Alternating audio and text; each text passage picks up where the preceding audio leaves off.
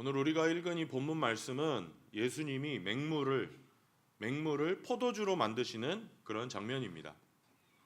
성경에 나오는 기적들이 다 상식적으로 볼 때는 믿기 어렵습니다.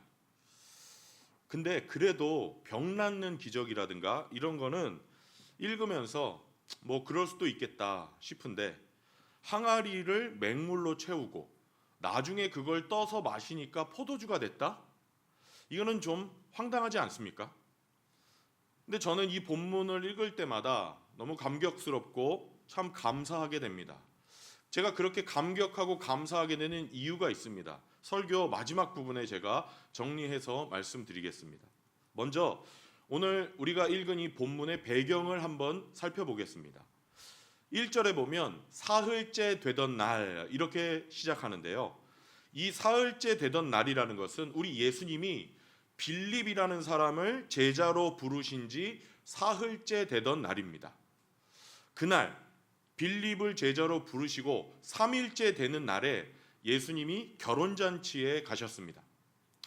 예수님 그리고 예수님의 어머니가 함께 초대받은 것을 보니까 예수님의 먼 친척되는 사람이 결혼잔치를 한 게 아니었나, 그런 생각이 듭니다.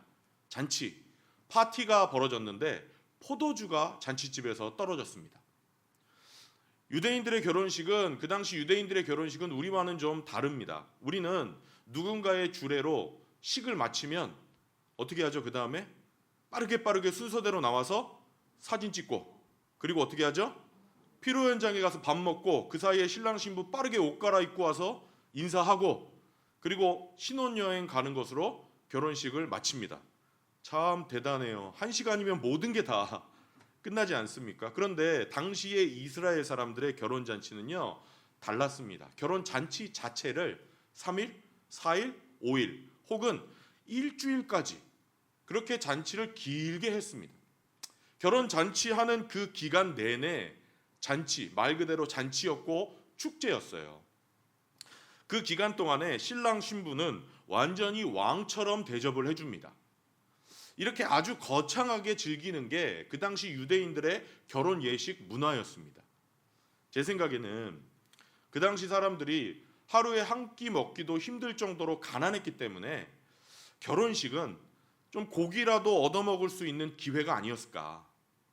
어려운 상황에서 이 고통을 잊어버리고 한번 좀 웃을 수 있는 기회가 아니었을까, 그렇게 생각합니다. 그런데 그런 결혼식에 포도주가 딱 하고 떨어진 겁니다. 포도주가 떨어진 이유 중에 하나가 뭐냐면, 초청받은 예수님이 혹을 달고 왔기 때문에 그래요. 누가 혹을 달고 와요? 예수님이요. 지난주에 우리 함께 생각했지만 지금 예수님의 제자가 몇 명입니까? 5명입니다. 예수님이 다니실 때는 항상 입이 5개가 따라 붙는 거예요. 예수님까지 총 6명입니다. 문제는 예수님이 갔던 이 결혼식이 가난한 사람들의 결혼 잔치였던 것 같아요. 생각지도 않았던 손님들이 들이닥치니까 그 잔치집에 포도주가 딱 떨어진 겁니다. 3절 한번 읽겠습니다. 3절 시작. 포도주가 떨어지니 예수의 어머니가 포도주가 떨어졌다 하였다. 예수님의 어머니 마리아가 예수님에게 포도주가 떨어졌다 얘기했습니다. 그때 예수님이 대답하시는데요, 이거 얼핏 보면 아주 무정한 아들처럼, 아주 나쁜 아들처럼 느껴지도록 대답을 하십니다. 4절입니다. 시작. 예수께서 어머니에게 말씀하셨다. 여자여, 그것이 나와 당신에게 아직도 내 때가 오지 않. 어머니를 뭐라고 부르죠? 여자여.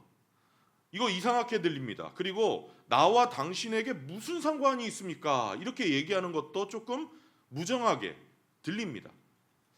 성경학자들은 이렇게 얘기합니다. 제가 지금 시대에 저희 어머니에게 여자여 이렇게 말하는 건 굉장히 좀 버릇없는 거지만, 그 당시에는 공식적으로 어떤 진지한 이야기를 할 때 상대방을 높여서 여자여 이렇게 불렀다고 성경학자들이 이야기합니다. 문제는 이 질문이죠. 이게 나와 무슨 상관이 있습니까? 이렇게 대답하신 것도 근데 사실은 알고 보면 이유가 있습니다. 마리아는 아들 예수가 뭔가를 해줄 거라고 기대하고 있는데 예수님이 볼 때는 지금은 어머니의 기대대로 할 때가 아니다라고 생각하고 계신 겁니다. 그래서 오늘 첫 번째로 함께 생각해 볼 것은 마리아의 믿음입니다. 마리아의 믿음. 이렇게 예수님이 얘기하셨을 때 이 마리아의 태도가 굉장히 재밌거든요. 아들이 분명히 거절했는데 그럼에도 불구하고 이 어머니 마리아는요, 아들 예수에 대해서 이 아들이 뭔가 해줄 거다라는 확신이 있었던 것 같습니다. 그래서 5절에 보면 이렇게 얘기해요. 5절 한번 읽어보겠습니다. 시작. 무엇이든지. 아멘. 어떻게 이 부족, 우리가 필요한 것이 어떻게 채워질지는 모르겠지만 내 아들 예수가 틀림없이 무슨 일인가 할 것이다. 그래서 일하는 일꾼들에게 예수가 뭐라고 하든지 그대로 하십시오라고 어머니가 말했습니다. 우리 개신교인들은 조금 마리아에 대해서 미묘한 입장을 가지고 있습니다. 저를 포함해서 다 그런 것 같아요. 왜냐하면 마리아를 로마 카톨릭에서 성모라고 부르면서 우상화시켜 버렸기 때문에 개신교인들은 마리아에 대해서 언급하는 것을 좀 회피하는 경향을 가지고 있는 것 같아요. 그런데 마리아가 성모로 우상화된 것을 빼고 보면 마리아는 정말 훌륭한 신앙의 사람입니다. 예수님이 태어나실 때 천사가 와서 마리아에게 이렇게 얘기했어요. 너를 통해서 그리스도가 태어날 것이다. 너는 지금 처녀의 몸이지만 아이를 잉태하게 될 것이다. 그때 마리아가 내가 이렇게 임신이 되면 나와 결혼하기로 약속한 약혼자가 나를 어떻게 생각할까? 사람들이 나를 돌로 쳐서 죽이지 않을까? 이런 거 생각하지 않았습니다. 고민은 되었겠지만 그 천사에게 이렇게 대답합니다. 안 됩니다, 안 됩니다가 아니라 주님의 뜻대로 될 것입니다. 이런 모습을 보면 마리아는 이미 어릴 적부터 훌륭한 신앙의 사람이었다는 것을 우리가 알 수 있습니다. 오늘 본문에서도 그렇게 훌륭한 마리아의 모습이 나타납니다. 이거 우리가 정말 본받아야 될 점이라고 생각해요. 그게 뭐냐? 문제가 생길 때 시선을 예수님께 돌리는 것입니다. 따라서 해보십시오. 문제가 생길 때 시선을 예수님께 돌린다. 마리아가 그런 사람이었어요. 지금 예수님은 손님입니다. 포도주가 떨어진 것과는 아무런 상관이 없는 분이에요. 어머니는요. 그런데 이 문제가 생기니까 상관이 없는 예수님인데도 불구하고 시선을 아들이지만 예수님께 딱 돌립니다. 저는 이거 우리가 반드시 배워야 될 점이라고 생각합니다. 우리 문제 생기면 어떻게 하죠? 여러분은 문제 생길 때 어떻게 하십니까? 삶의 크고 작은 문제 앞에서 어떻게 하세요? 일반적으로는 이런 것 같아요. 염려합니다. 어떡하지? 어떡하지? 큰일 났네? 그 다음에 어떻게 하죠? 곧바로 새로 만든 기도실에 오셔서 기도하십니까? 아니요. 친구 찾아갑니다. 잘 지냈어? 한번 만나자. 만나서 어떻게 하죠? 한껏 얘기합니다. 근데 이야기하면 문제가 풀리나요?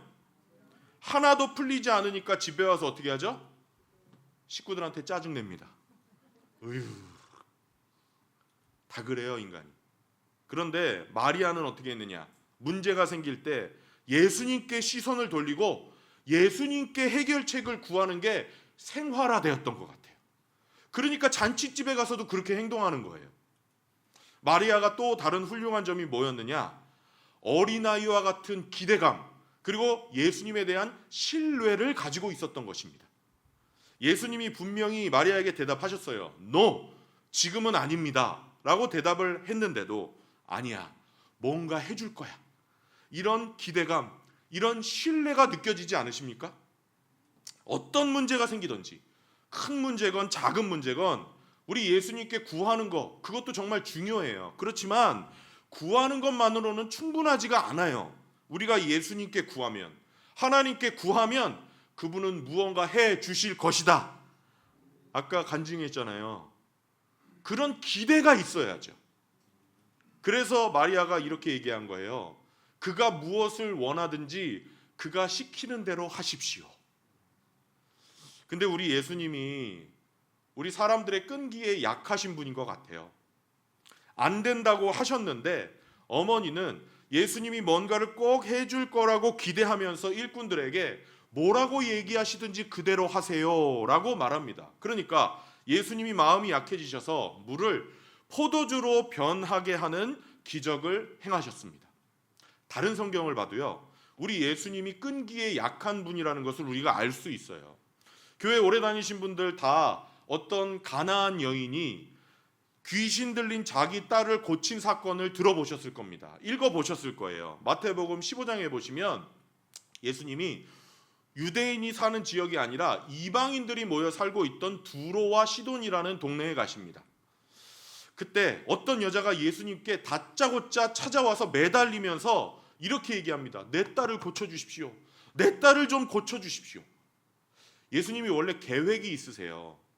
무슨 계획이냐? 먼저 이스라엘 사람들을 구원하고 그 다음에 이 이스라엘 사람들을 통해서 이방 백성들을 구원하는 게 예수님의 계획이고 하나님의 계획입니다.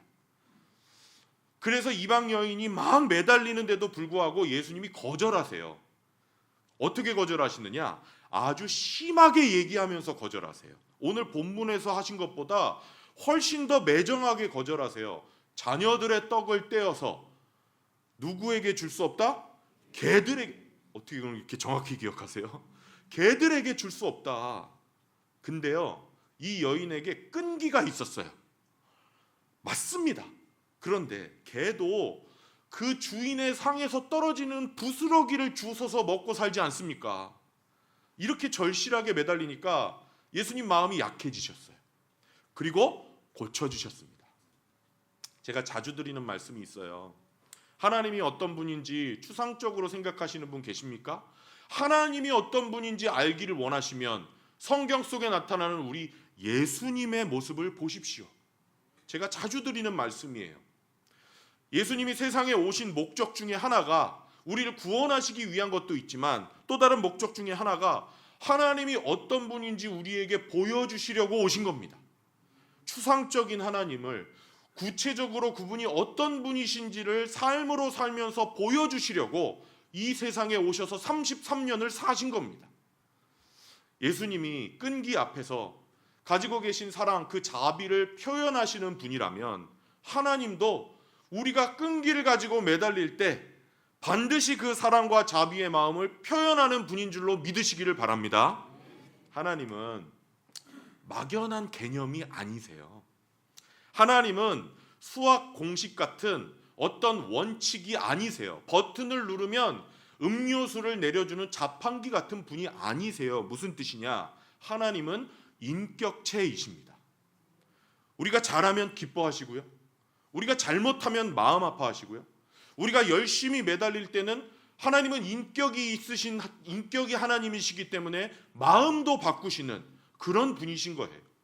그래서 출애굽기 보면요, 이스라엘 백성들이 우상을 섬기고 하나님을 배반할 때 하나님이 어떻게 하셨느냐? 싹 다 멸망시키려고 하셨어요. 그죠? 근데 누가 매달려요? 모세가 매달려요. 안 됩니다.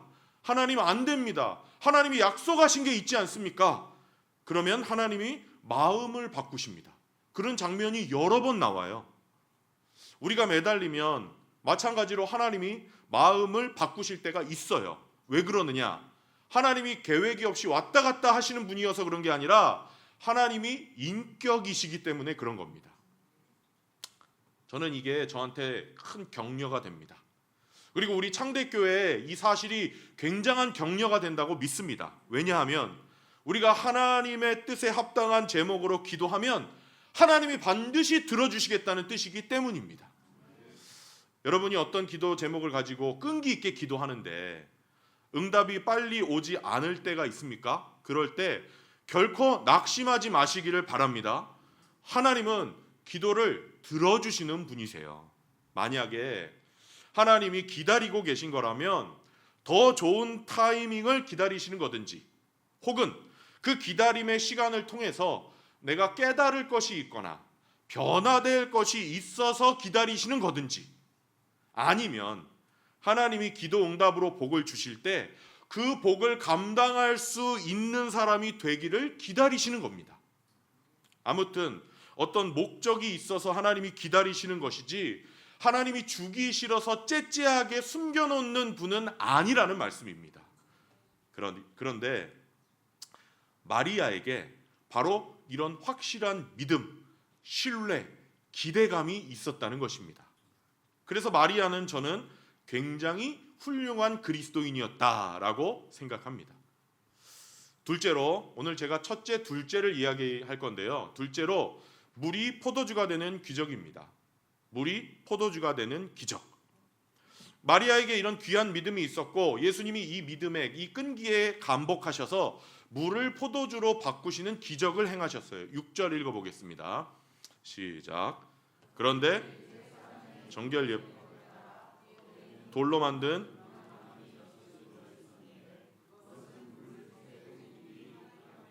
아멘. 큰 항아리가 있었고 거기에 작은 걸로 두세 번을 부어야 가득 차는 큰 항아리라는 뜻입니다. 이스라엘 사람들은 항상 정결 예식이라는 걸 행했어요. 지금으로 따지면 물로 손을 씻는 겁니다. 물로 손을 씻었는데 언제 그 정결 예식을 행했느냐? 밥 먹기 전에 했고요. 밥 먹는 중간에도 정결 예식을 이 사람들은 행했습니다. 우리가 금방 읽은 돌로 만든 이 항아리, 돌 항아리는요, 바로 정결 예식을 행하기 위해서 집 안에 가져다 놓은 항아리입니다. 이 항아리에 물이 어느 정도는 담겨 있었는데 예수님이 말씀하셨어요. 항아리에 물을 채워라. 일꾼들이 항아리마다 물을 가득 채웠습니다. 그리고 예수님이 이렇게 말씀하세요. 지금은 이제 떠서 잔치를 맡은 사람에게 가져다 주어라. 일꾼들이 예수님이 말씀하신 대로 가져다 주었습니다. 그랬더니 이 잔치를 주관하는 사람이 이걸 듣고 이걸 마시고 나서 깜짝 놀랐습니다. 왜 깜짝 놀랐느냐? 포도주가 맛이 너무 좋았거든요. 그 당시 사람들은 가난했기 때문에 잔치할 때 좋은 포도주를 많이 살 수가 없었어요. 좋은 포도주는 몇 병만 사고 그 다음부터는 싸구려 포도주를 잔치하더라도 마셨습니다. 왜 그랬겠어요? 왜 그랬어요? 그 좋은 잔칫날? 예, 돈이 없으니까요. 맞습니다. 처음에는 좋은 포도주로 대접하고 조금 취하면 감각이 떨어지니까 싸구려 포도주를 내왔던 거예요. 근데 지금 이 잔치에서는 나중에 좋은 포도주가 나오니까 잔치를 맡은 사람, 파티 플래너 같은 겁니다. 이 사람이 이렇게 말합니다. 10절입니다. 시작. 누구든지 좋은 포도주를 내놓고 취한 다음에 덜 좋은 것을 내놓는데 그대는 이렇게 좋은 포도주를 아멘. 우리는 이 사건을 보면서 두 가지 질문을 하게 됩니다. 저는 두 가지 질문을 던지게 되더라고요. 첫 번째 질문은 어떻게 이런 일이 가능한가? 그리고 두 번째 질문은 도대체 예수님은 무슨 의미로 이런 기적을 행하신 것일까? 이 두 가지 질문입니다. 그래서 저는 이 두 가지 질문을 여러분에게 한번 던져보고 싶습니다. 첫 번째, 어떻게 이런 일이 가능한가? 과연 이런 일이 정말 가능한 일일까? 아까 말씀드렸다시피 우리의 경험, 우리의 지식으로는 불가능합니다. 절대로 불가능합니다. 과학적으로, 상식적으로 불가능합니다. 포도주가 되려면 물만 있어서 되는 게 아닙니다. 포도가 있어야 되고요. 효소가 있어야 되고 또 이거를 묶어서 발효시키려면 시간이 필요합니다. 맹물이 즉각적으로 포도주가 된다? 이거는 과학적으로는 말이 안 되는 얘기입니다.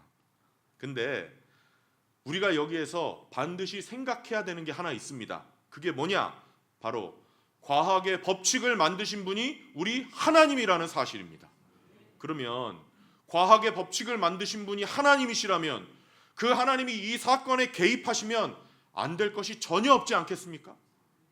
창세기에 보면 하나님이 말씀으로 천지 만물을 창조하셨다고 했습니다. 여러분 창조를 어떻게 생각하시는지 모르겠어요. 창조. 그런데 말씀으로 천지 만물을 창조하셨다는 그 히브리어는요. 무에서 유를 창조하셨다는 뜻입니다. 저를 따라서 해보세요. 무에서 유를 창조하셨습니다. 이거 굉장히 중요한 거예요. 다시 따라서 보세요. 무에서 유를 창조하셨습니다. 과학자들이 하는 얘기, 과학 좋아하시는 분들 다 들어보셨을 거예요. 우주가 대폭발을 일으켜가지고 이 우주가 생겨난 것이다. 이렇게 얘기합니다. 우주가 엄청난 에너지에 의해서 생겨났다는 거예요. 그게 뭔지는 모르지만 어쨌든 우주가 생기기 전에 뭔가 큰 에너지가 있었다는 겁니다. 어떤 재료를 가지고 다른 것을 만드는 게 사람의 상식으로는 이게 익숙한 겁니다. 그래서 사람들이 만든 모든 신화, 이 세상 신화에 등장하는 신들을 보면요, 그 신들이 어떻게 뭘 만들죠? 다른 재료를 가지고 뭘 만들어요. 다른 재료를. 무슨 뜻이냐? 유에서 유를 창조하는 겁니다. 사람은 그렇게밖에 상상할 수가 없거든요. 그런데 하나님은 아무것도 없는 데서 무에서 유를, 온 우주를 창조하셨다는 겁니다. 이게 창세기 1장 1절의 선언이에요. 태초에 하나님이 아무것도 없는 무에서 유를 창조하셨습니다. 이 하나님의 능력이 그날 그 가나 혼인 잔치에서 역사하셨다면, 온 우주를 만드시고 별을 만드시고 달을 만드시고 지구를 만드시고 나무와 짐승을 만드시고 물고기를 만드신 창조의 하나님의 능력이 그날 그 혼인 잔치에서 역사하셨다면, 그 항아리에 포도를 만들어내고 효소를 만들어내고 이런 것들은 아무것도 아닌 줄로 저는 믿습니다. 포도가 발효되는데 시간이 걸린다고 하지만 하나님이 온 우주를 며칠 만에 6일 만에 창조하신 분이라면 그 물 항아리 안에 포도주를 만들어내는 거 순식간에 해버리는 거 아무것도 아니라고 믿습니다. 그러고 보면 우리는 과학의 노예가 돼서 살아가는 것 같아요. 저는 과학을 부정하는 사람 아닙니다. 저는 전혀 과학을 부정하지 않습니다. 그러나 과학이라는 학문이 얼마나 충분하지 못하고 불충분하고 한계가 분명한 학문입니까? 근데 사람들은 이 과학을 하나님 삼았기 때문에, 진짜 하나님 대신에 과학을 하나님 삼았기 때문에 예수님의 기적을 보면서도 믿지를 못하는 거예요. 사실 과학이라는 건요, 뭔가를 관찰하는 능력에 불과한 겁니다. 하나님이 만드신 우주, 그리고 하나님이 만드신 이 우주의 법칙이 무언지를 발견해 보는 것이 과학이에요. 근데 과학은요, 우주가 왜 생겼는지 말 못합니다. 그리고 과학은요, 이 우주가 어떻게 만들어졌는지 정확하게 설명 못합니다. 제가 장담합니다. 앞으로도 예수님 다시 오실 때까지 과학은 절대로 설명하지 못할 겁니다. 문제는 모든 사람은 과학으로 설명할 수 없는 일을 살면서 종종 경험한다는 거죠. 예수님을 안 믿는 사람들도 이렇게 얘기할 때 많습니다. 야, 이거 진짜 이상한 일인데? 이런 일은 일어날 수 없는데? 이건 좀 기적 같은 일인데? 저는 확신합니다. 그런 거는요, 과학이라는 한정된 방법으로 볼 때 설명이 안 되는 것일 뿐입니다. 과학을 초월하는 하나님의 능력, 초자연적인 능력으로 볼 때는 그런 일들은 어쩌면 전혀 기적이 아닐지도 모릅니다. 근데 사람은 과학을 하나님으로 믿습니다. 아닙니다. 과학은 하나님이 아닙니다. 그래서 여러분, 앞으로 누군가 과학적으로 설명되지 않는다고 해서 이거는 불가능한 것입니다, 이렇게 얘기할 때 그냥 씩 웃으시면 됩니다. 씩 웃으세요. 과학적으로 증명되지 않으면 다른 방법에 의존해야죠. 그렇지 않습니까? 다른 방법에 의존해야 돼요. 그 방법이 뭐냐? 과학적으로 설명할 수 없는 그 사건을 목격한 사람, 그 사람의 증언에 의존하는 수밖에는 없는 거예요. 사실 이게 유일한 방법입니다. 물론 어떤 사람이 과학으로 설명할 수 없는 신기한 일을 체험했다고 해서 우리가 그 사람의 말을 다 믿을 수는 없습니다. 왜냐하면 요즘도 죽어서 어디 갔다 왔다는 사람들이 있고요. 그리고 외계인에게 붙잡혀 가갖고 어젯밤에 극적으로 탈출했다고 유튜브에 올리는 사람도 있고요. 세상에 별의별 사람이 다 있잖아요. 그래서 그 사람들의 말을 다 믿을 수가 없어요. 기준이 있어야 돼요. 어떤 사람의 말을 어떻게 믿을 수 있느냐? 우리 이거 어떻게 판단해야 되느냐? 저는 굉장히 중요한 기준이 있다고 생각해요. 그게 뭐냐? 그 사람의 증언이 기록으로 남아있느냐 없느냐. 뭐가 남아있느냐? 증언이 남아있느냐. 그리고 또 한 가지, 남아있다면 그 증언이 언제 기록되었느냐. 어떤 놀라운 사건이 있고 나서요. 생각해 보세요. 한 시간이 200년, 300년 지나면 어떻게 되죠? 어떻게 돼요? 이게 눈덩이처럼 불어나요. 그래서 그 사건이 막 과장돼요.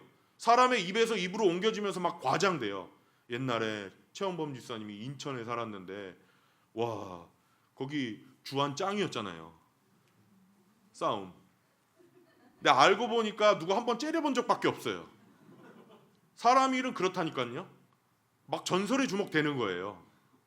한 사람의 입에서 다른 사람으로 옮겨질 때 과장이 되기 시작하고 이게 나중에 200년 지나면 어떻게 될까요? 원래는 UFC 나가도 사람들 다 이길 수 있는데 예수 믿고 안 나간 겁니다. 그러면서 신화가 탄생해요. 근데 신화가 되기 위해서는 시간이 필요해요. 200년, 300년 돼야 돼요. 지금은 인터넷이 발달해서 그 시간이 줄어들었을지 모르지만 그 당시 2000년 전에는 한 200년, 300년은 필요한 거예요.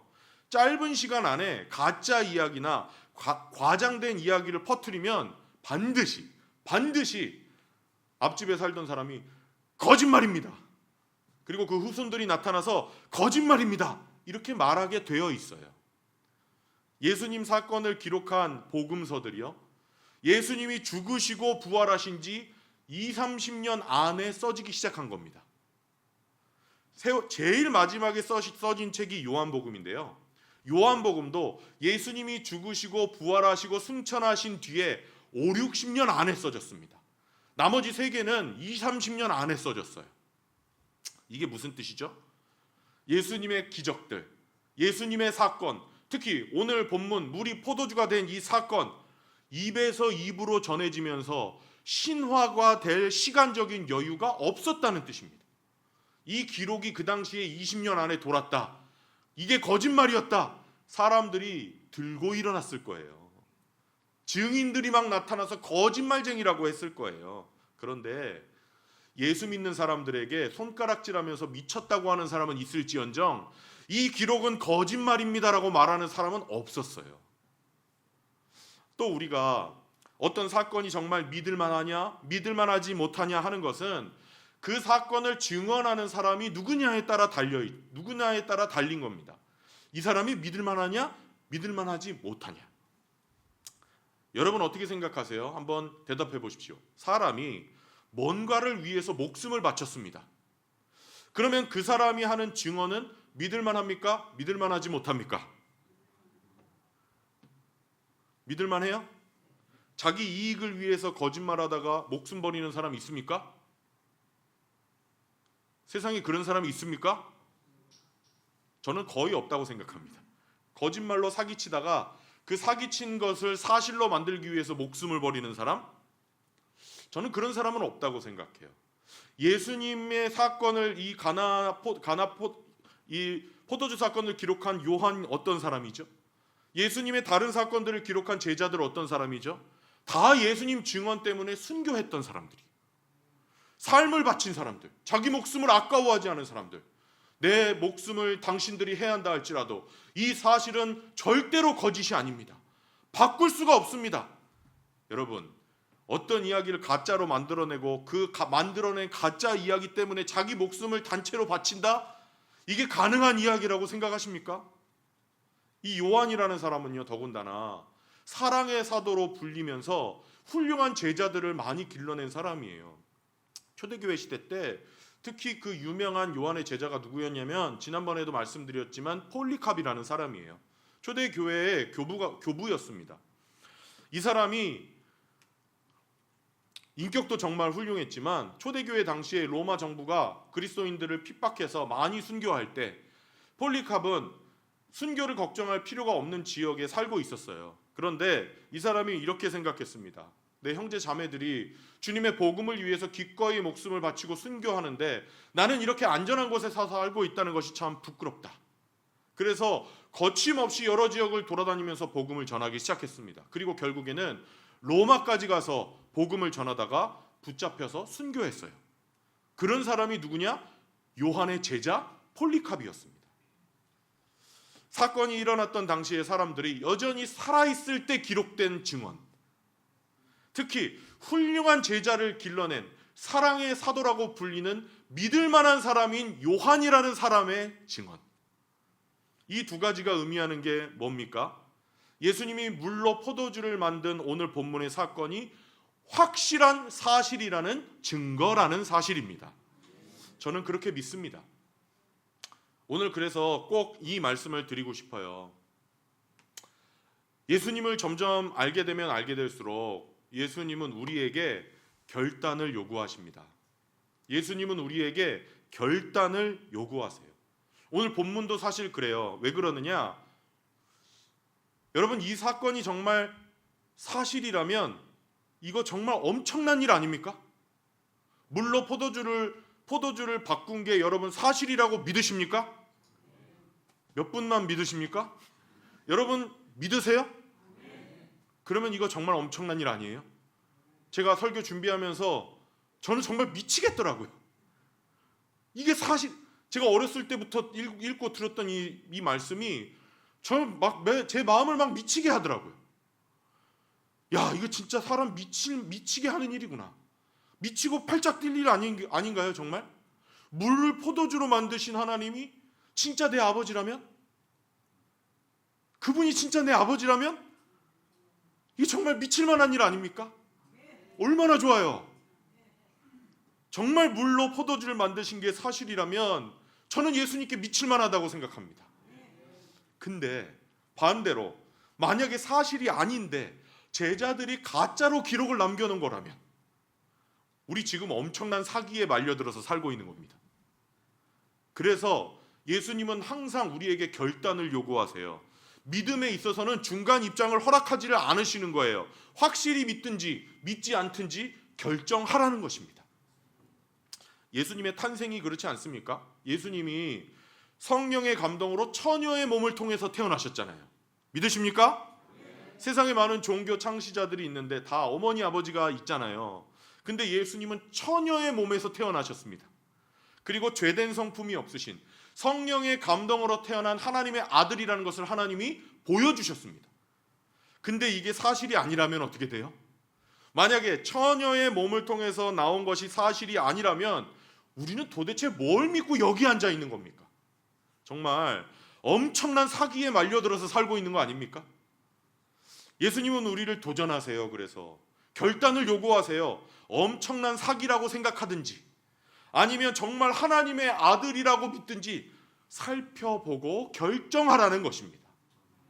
예수님이 죽으신 십자가 사건도 마찬가지죠. 모든 종교 창시자들이 종교 창시자에 걸맞는 죽음을 죽지 않았습니까? 예수님처럼 지옥 같은 십자가에서 처형을 당한 범죄자의 죽음을 맞은 사람이 누가 있습니까? 근데 예수님이 죽으신 것은 죄가 있어서 죽으신 게 아니라 내가 받아야 될 벌을 대신 받으신 것이다. 나의 죄를 대속하기 위해서 십자가에서 죽으셨다. 만약에 여러분 이게 거짓말이라면, 예수님이 나 대신 죽으신 게 아니라면, 내가 받아야 될 벌을 대신 받으신 게 아니라면 우리 왜 여기에 도대체 앉아 있는 겁니까? 예수님이 우리 때문에 죽으신 줄을 믿습니다. 부활도 그래요. 예수님이 죽으시고 부활하신 게 역사적인 사실이기 때문에 우리는 믿습니다. 예수님은 하나님의 아들이다. 예수님이 죽으신 것은 우리를 위해서 죽으셨다. 예수님은 우리를 위해서 부활하셨다. 그래서 우리는 장차 죽은 뒤에 아무것도 없는 무의 상태로 돌아가는 것이 아니다. 반드시 심판이 있고 심판 후에는 새로운 공간과 새로운 시간 속에서 영원한 천국을 누리면서 살게 될 것이다. 왜요? 예수님의 부활이 역사적인 사실이기 때문입니다. 제가 말씀드린 이 모든 사실의 공통점이 뭡니까? 예수님은 믿음에 있어서는 우리에게 중간 입장을 결코 허락하지 않으신다는 것입니다. 그래서 여러분, 아직도 마음속에 이게 사실일까 아닐까 고민하시는 분 계십니까? 오늘 마음을 확실히 정하시기를 바랍니다. 예수님에 대해서 미치든지 아니면 예수님을 거부하든지. 안 믿으시는 거는 어쩔 수가 없어요. 제가요, 억지로 믿으시게 할 수는 없어요. 제가 멱살을 잡고 아무리 제가 최원영 형제님 안 믿는다는 뜻이 아니라 제일 앞에 앉아서 얘기하는 거예요. 아무리 최원영 형제님을 오랫동안 봤어도 멱살을 잡고 믿어 이 자식아 할 수가 없어요. 안 돼요. 저만 못하는 게 아니고요. 예수님도 그렇게는 안 하세요. 실제로 예수님이 이 땅에 계실 때 예수님을 만났던 사람들도 둘 중에 하나였거든요. 근데 예수님이 멱살 잡고 그렇게 하지 않으셨어요. 예수님은 하나님의 아들이라고 예수님 앞에 엎드려서 경배하든지, 아니면 저 사람은 사기꾼이라고 붙잡아서 십자가에 못 박아 버리든지, 둘 중에 하나였습니다. 예수님을 사랑해서 목숨까지 바치는 사람이 돼버리든지, 아니면 예수님을 모른 척하고 죽여버리든지, 둘 중에 하나였어요. 근데요, 잘 들으셔야 돼요. 근데요, 억지로 예수님이 하시지는 않지만 책임은 각자가 지시는 거예요. 우리도 마찬가지예요. 우리가 선택하고 결정하는 겁니다. 그런데 책임은 각자 져야 돼요. 각자. 그래서 저는 간절한 소원이 있습니다. 우리 창대교회는 미적지근한 분들이 없기를 바랍니다. 미적지근한 분들이 없기를 바랍니다. 예수님은 미적지근한 것을 허락하지 않으십니다. 두 번째, 마지막으로 예수님이 이런 기적을 행하신 의미가 도대체 무엇인가? 왜 이런 기적을 베푸신 것인가? 그 답이 11절에 나옵니다. 11절 읽겠습니다. 시작. 예수께서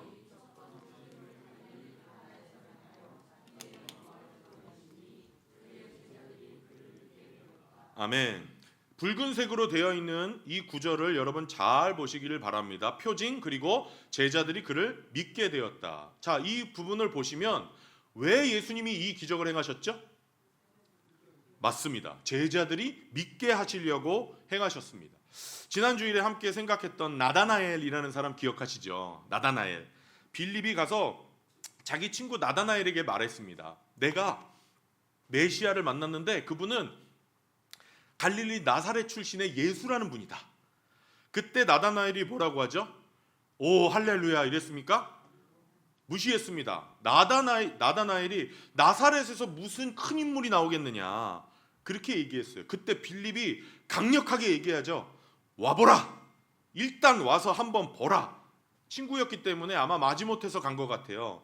가서 예수님을 만났는데 예수님이 그 자리에 계시지도 않았는데 마치 계신 것처럼 이야기하는 것을 보고, 아, 이분은 정말 하나님이시구나, 능력의 하나님이시구나 라고 생각하면서 나의 하나님, 나의 메시아라고 고백하게 됩니다. 그때 예수님이 나다나엘에게 하신 말씀이 있어요. 이 놀라운 말씀을 하셨어요. 요한복음 1장 50절 51절 말씀입니다. 읽어보겠습니다. 시작. 예수께서 그에게 말씀하셨다. 너를 보았다고 해서 믿느냐? 이것보다 더 큰 일을 내가 볼 것이다. 예수께서 그에게 또 말씀하셨다. 내가 진정으로 진정으로 너희에게 말한다. 너희는 하늘이 열리고 하나님의 천사들, 아멘. 이것보다 더 큰 일을 너는 보게 될 것이다.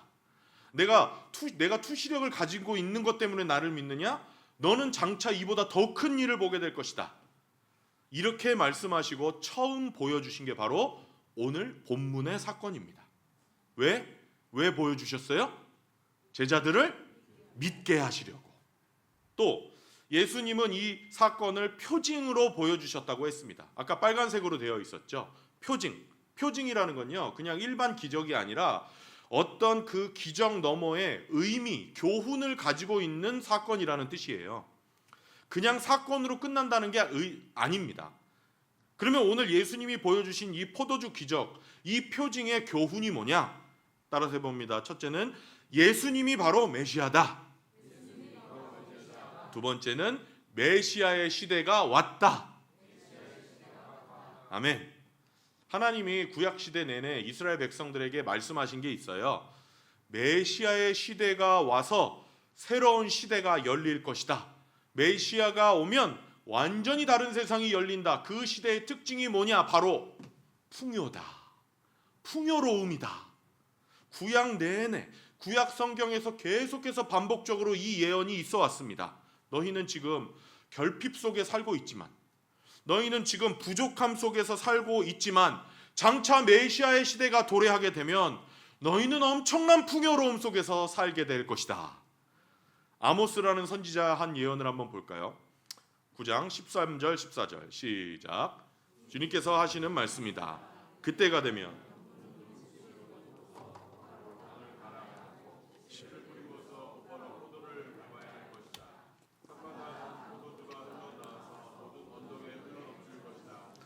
내가 사로잡힌 내 백성 이스라엘을 데려오겠다.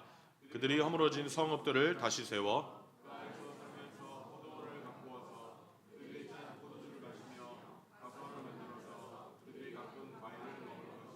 아멘. 엄청난 풍요로움이 약속되어 있지 않습니까? 예수님이 오늘 본문 물로 포도주를 만드신 사건에서 보여주고 싶으신 게 바로 이겁니다. 내가 메시아다. 메시아가 왔고 이제 구약에 예언된 풍요의 시대가 도래했다. 오늘 본문 6절에 보면요, 돌로 만든 물 항아리가 나오거든요. 이 항아리 하나는 지금으로 따지면 30리터 정도 된다고 그래요. 몇 리터요? 근데 이게 몇 개 있었냐면 6개 있다고 되어 있어요. 그러면 총 몇 리터예요? 역시 우리는 계산이 빨라요. 그러면 180리터에 뭐가 생긴 거예요 지금? 어떤 포도주요? 최고급 포도주요. 최고급 포도주 드셔보셨는지 모르겠지만 얼마나 할까요 지금? 드셔보신 표정이네요. 너무 가난해가지고요, 잔치를 평생에 한 번 하는 잔치를 벌여도 질이 낮은 포도주를 써야만 하는 이 결핍, 그 가난 속에서 살았는데 예수님이 오셔서 엄청난 풍요를 허락해 주신 겁니다. 그래서 예수님이 보여주신 건요, 내가 메시아다. 내가 이 세상에 예언된 대로 왔고 이제 풍요의 시대가 열리게 되었다. 성경의 약속이 이루어진 것을 보여주신 겁니다. 지금도 예수님을 구주로 영접하신 분들은 이 풍요로움 속에서 살고 있고 이 풍요로움을 누리면서 살아갈 권리가 있다는 걸 아십니까? 예수님의 포도주 기적, 이 표징이 바로 우리에게 보여주는 게 그 사실이에요. 요한복음 10장 10절에서 예수님이 구원받은 사람들을 양에 비유하면서 이렇게 말씀하셨잖아요. 내가 온 것은 양으로 생명을 얻게 하고 더 풍성히 얻게 하려고 온 것입니다. 내가 온 것은 양으로 생명을 얻게 하고 풍성함을 얻게 하려고 온 것입니다. 내가 온 것은 너희에게 부담을 주려고 온 게 아니다. 내가 온 것은 너희들에게 뭔가를 뺏어가려고 온 게 아니다. 너희들을 사람답게 살게 하려고, 너희들을 인생답게 살게 하려고 내가 이 세상에 온 것이다. 예수님을 영접한 사람들은 이 풍요의 삶을 살 수 있고 또 살아야 될 줄로 믿습니다. 성경이 실제로 우리에게 여러 가지 풍요로움을 주겠다고 말씀하십니다. 우리에게 지혜의 풍요를 주신다고 하셨어요. 야고보서 1장 5절 시작. 여러분 가운데 모든 사람에게 아낌없이 주시고 나무라지 않으시는 하나님께 구하십시오. 그리하면 받을 것입니다. 할렐루야. 우리 뭐 해야 좋을지, 어디로 가야 좋을지, 어떻게 해결해야 좋을지 고민하잖아요. 지혜가 부족하고 지식의 결핍을 가지고 있는 사람들이기 때문에 어쩔 수 없지 않습니까? 그런데 우리가 주님께 의지할 때 하나님은 우리에게 지혜의 풍요로움을 주시겠다고 약속하셨습니다. 지식의 풍요를 주시겠다고 하셨어요. 그러면 우리 이 약속을 믿는다면 잠 못 이루는 밤이 점점 줄어들어야 될 줄로 믿습니다. 하나님은 우리에게 물질적인 풍요도 약속하셨습니다. 우리가 하나님 앞에서 올바른 우선순위를 세우고 그 하나님의 뜻대로 살아가면 하나님은 물질도 주겠다고 약속하셨습니다. 고린도후서 9장 8절 바울이 가난한 사람을 위해서 혹은 주님의 마음이 있는 곳에 하나님의 물질을 사용하라고 말합니다. 그러면서 하는 말씀이 바로 이 말씀이에요. 시작. 하나님께서는 온갖 은혜가 그러함으로 모든 일에 언제나 쓸 것을 넉넉하게 온갖 얼마든지 할 수 있습니다. 제가 빨간색으로 표시해둔 분 여러분 다시 한번 보세요. 거기를 힘줘서 마지막으로 읽고 설교를 마치려고 합니다. 왜냐하면 저한테 이 단어들 있잖아요. 온갖, 넘치게, 모든, 언제나 넉넉하게, 온갖, 얼마든지. 이거 바울이 계속 최상급 표현을 쓰는 거예요. 정말 놀라운 거예요. 하나님이 말씀대로 사용하는 자에게 풍성하게 주시겠다는 겁니다. 힘줘서 읽어보겠습니다. 시작. 하나님께서는 여러분에게 온갖 은혜가 넘치게 하실 수 있습니다. 그러함으로 여러분은 모든 언제나 넉넉하게 가지게 되어서 온갖 선한 얼마든지 할 수 있습니다. 아멘. 이런 이유로 제가 설교 시작하면서 포도주 사건, 이 이 본문을 읽으면서 감동이 됐다고 말씀드린 겁니다. 하나님의 풍성한 사랑이 느껴지거든요. 그렇습니다. 하나님의 풍성한 사랑이 우리 앞에 있습니다. 예수님이요, 처음으로 이 세상에서 베푸신 기적이 혼인잔치에서 하셨다는 것이 굉장히 의미심장합니다. 예수님이 예배당에서 하지 않으셨어요. 예루살렘 성전에서 하지 않으셨고요, 공원에서 하지 않으셨고 잔치집에서 기적을 베푸셨습니다. 우리 주님이 우리 예수 믿는 사람들의 삶이 잔치가 되기를 원하시는 겁니다. 축제가 되기를 원하십니다. 풍요의 근원이신 우리 주님이 함께 하시고, 물로 포도주를 만드신 하나님의 능력이 우리와 함께하고, 그분이 우리의 기도를 들어주셔서 지혜의 풍성함, 지식의 풍성함, 모든 것의 풍성함으로 채워주시기를 원하시는데, 여러분, 우리가 축제의 삶을 살아야 하지 않겠습니까? 그런 면에서 우리 좀 많이 웃어야 됩니다. 웃어야 됩니다. 저는 성도님들이 요즘 신앙생활 잘 하시는지 아닌지를 1차적으로 얼굴을 보고 파악합니다. 얼굴만 봐도 대충 알거든요. 어떤 분들은 항상 심각한 얼굴을 하고 계신 분들이 있어요. 살다 보면 심각할 때가 있죠. 사실은 심각할 때가 더 많습니다. 그런데 오늘 성경이 말씀하잖아요. 잔치집에 가서 잔치하고 있는데, 잔치집에서 잔치하고 있는데 인상 쓰고 있을 수 있습니까? 웃어야죠. 웃어보십시오. 정말 은혜 받은 사람은 웃음 많아지고요, 눈물 흘리더라도 기쁨의 눈물, 감사의 눈물이 많아진다고 저는 믿습니다. 요즘 우리 교회에서 성도님들이 하는 밝은 농담을 보면 너무 저는 기분이 좋습니다. 제가 칼럼에 썼듯이 그 남 깎아내리고 상황 비관적으로 보는 그런 나쁜 농담 말고요, 자기 자신을 깎아내리면서 분위기를 좋게 하고 그 다음에 사람들의 마음을 풀어주는 그런 농담, 저는 참 좋더라고요. 그런 농담은요, 누가 할 수 있냐면 예수 그리스도 안에서 자존감이 정말로 높은 사람만 할 수 있는 농담이거든요. 그럴 때 제가 왜 기분이 좋냐면요, 마치 우리 창대교회 굉장히 원래 가난한데 이 가난한 창대교회의 잔치에 오셔서 예수님이 우리의 인격을 통해서 풍성한 잔치로 바꿔주시는 것 같아요. 그래서 너무너무 행복해요.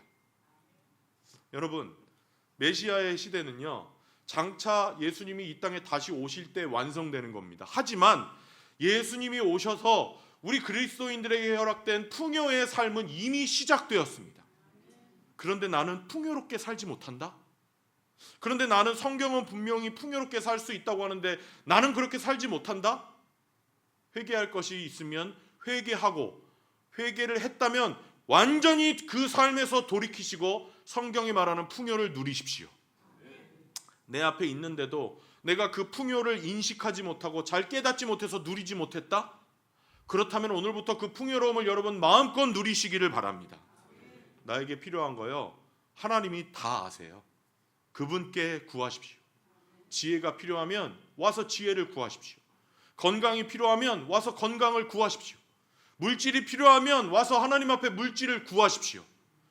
그리고 웃으며 감사하며 찬양하며 잔치의 삶을 살아가는 저와 여러분이 되기를 주님의 이름으로 축원합니다.